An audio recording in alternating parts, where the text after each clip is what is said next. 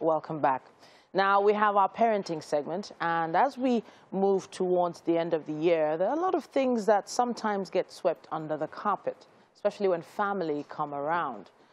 Parenting today is going to be a very important topic, and I insist that you take the volume up and stop what you're doing to listen. Femi Shofoluwe is the founder of Femi Image Concepts. He's a thoroughbred, passionate youth teacher and someone with more than a decade hands-on experience in teens and youth counseling.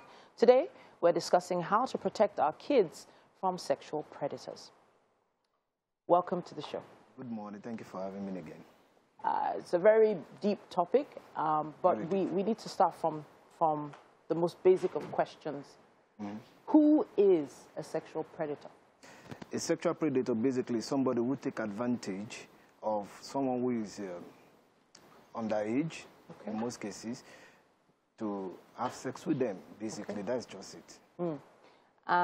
We've touched on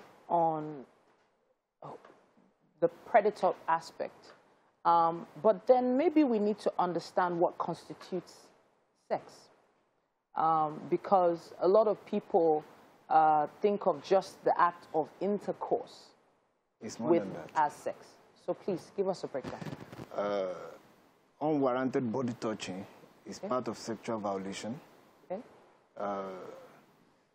Just basically doing things that you cannot do to a child openly in the secret. Okay. That is sexual abuse, as much as I understand. And we titled today's topic as how to prevent, this from happening. What are the steps that parents need to take? For parents, I would like to say this, that the person that will abuse your child, if it ever happens, are not strangers. They are not people you don't know. They are mostly people you are actually familiar with, people you trust. The word trust is there. And then they ride on the fact that they are trusted to commit the atrocity. Record has it that 91% of sexual violence committed against children are committed by those who the family knows very well and trust, those that the children are comfortable with. And then they take advantage of that to, penetrate that evil act. And for you to protect your child against such, number one, I believe that you just have to teach your children body parts early enough. Age-appropriate teachings are available. They also teach them about the private part of their body. After you have done this, let them know what constitutes private part, and then let your children also know that there shouldn't be body secret. If anybody does anything to them and they don't want them to tell their parent, let the child know that it is okay and they are not going to get punished for telling you about whatever is happening to their body or what anyone is doing to their body. And if the child fall on your own sex gender, maybe, for, let's say, a girl to a mother, you have to co-teach that child with your husband or the father, as the case may be, about what their private part is and who is eligible to touch any part of their body. You see, we have seen this happen where a father or a stepfather take advantage of their own child. What do we say in this case? Should we say the child should not trust the father or the boy should not trust his mother? No. In this case, it's just that you don't know who to trust. And that doesn't mean you need to unnecessarily raise a rebellion against their father or the mother in the house. But let your child know that if daddy touch you this way, or any male for that matter, including daddy, you should tell mommy. And if mommy touch this, you should tell daddy. And as parent, you can discuss that in your closet as to, oh, why did you touch your child this way or what? Let there be explanation. So now, the home is supposed to be the safest place for the child.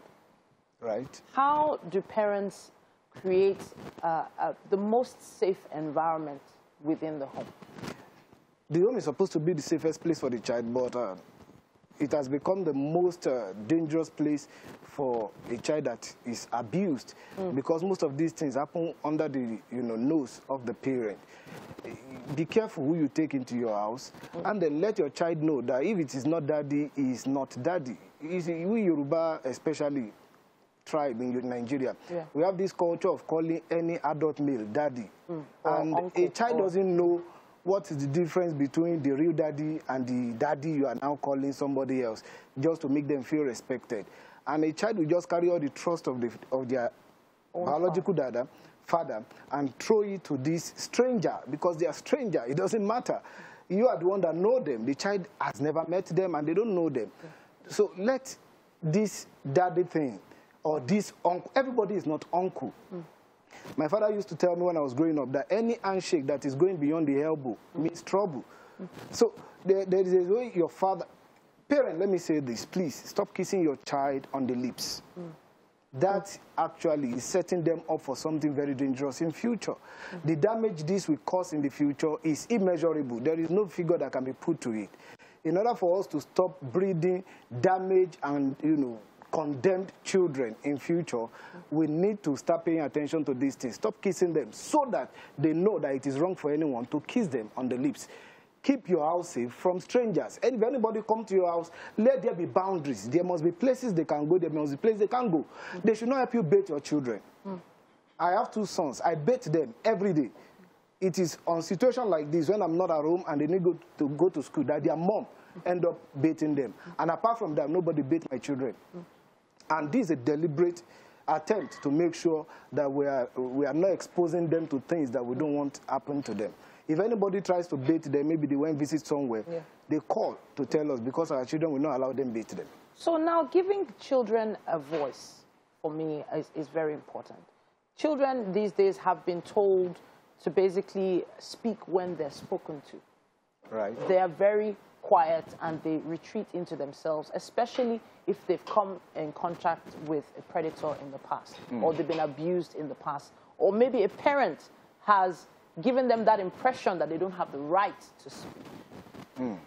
And self-esteem matters come to play here. So now parents that probably have noticed that their children have withdrawn into themselves and probably have something to share, something to say, and they don't know how to say it, how would you ask them? As a parent, if you don't have a good communication term with your child, it will be difficult for you to know when they have been violated. But if your child and you have a good communication pattern and that suddenly tends to withdraw or disappear, is a big signal that something has happened to that child. Probably they have been coerced, they have been told not to tell anyone what has happened. This is a big signal for you to know that that child, something is happening to them. You need to build a good communication gap and then let your children know that it is okay to discuss this matter especially with you, and they are not going to get into trouble, because predators tend to tell the children that they are going to get into trouble if they tell anyone. Tell your children, if anybody does anything to your body, you are not going to get into trouble telling me. As a matter of fact, it is necessary you tell me. I have to say thank you so much for coming to talk to us about this. And as we go into December and family members and, so-called close relatives begin to come around, let's protect our kids, teach them boundaries, and, of course, increase our communication levels. Too many sad stories going about. We don't want your family to be sharing the next sad story.